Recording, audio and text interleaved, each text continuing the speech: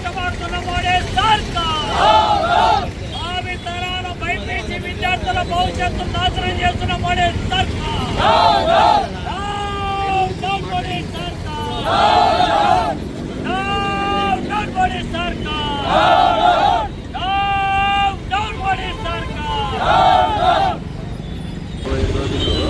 ఇక వేరే ప్రపంచం లేదు అన్నట్టు వాళ్ళ తల్లిదండ్రులు చాలా కష్టపడి డబ్బులు లేకపోయినా కానీ చాలా ఖరీదైన కోచింగ్ కొట్టు పిల్లలు చదివిస్తూ ఉన్నారు.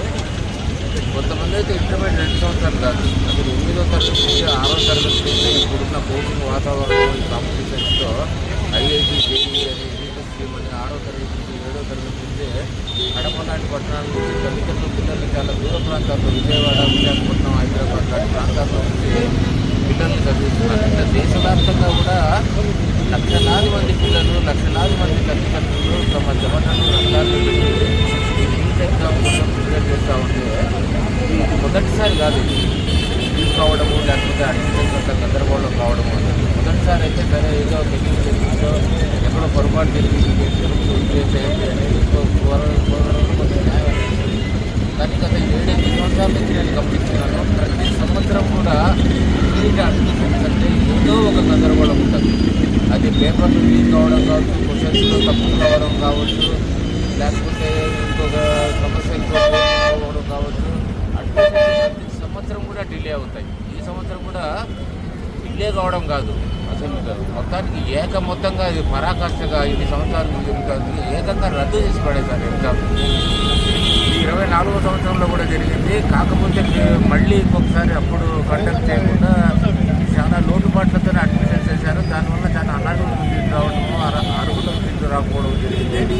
ఇది చాలా దుర్మార్గము. అసలు ప్రజలలో పిల్లల పట్ల ప్రభుత్వానికి ఏమాత్రము శ్రద్ధా గౌరవం లేని వాళ్ళు ఈరోజు పాలకులుగా ఉన్నారు. వీళ్ళు ఏమాత్రం కూడా పాలనకు అనర్హులు.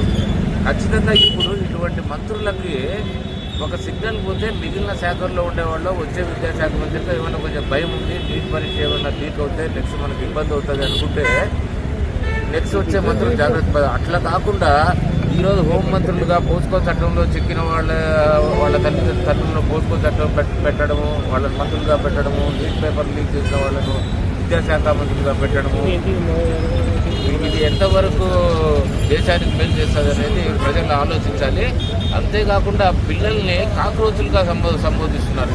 ఈరోజు దేశంలో జనాభా తక్కువైపోయింది. కొంతమంది పాలకులు చెప్తున్నారు జనాభా పెంచుతుంది. పుట్టిన పిల్లలకు మీరు సరైన విద్యా ఉద్యోగాలు ఇవ్వలేకున్నారు. మళ్ళీ వీళ్ళు ఏదో కష్టపడి వీళ్ళు చదువుతూ వీళ్ళు బతుకు తెరువు చూసుకోవడానికి వీళ్ళు పోరాడుతూ ఉంటే వీళ్ళని బుద్ధింతలుగా సంబోధిస్తూ ఉన్నారు. ఇది పోయే కాలం దగ్గర పడింది. ప్రజలందరూ గమనిస్తున్నారు. ప్రజలందరూ కూడా దీన్ని గమనించి ఈ ఉద్యమానికి మద్దతు తెలియజేయవలసిందిగా కోరుతున్నారు. Thank you.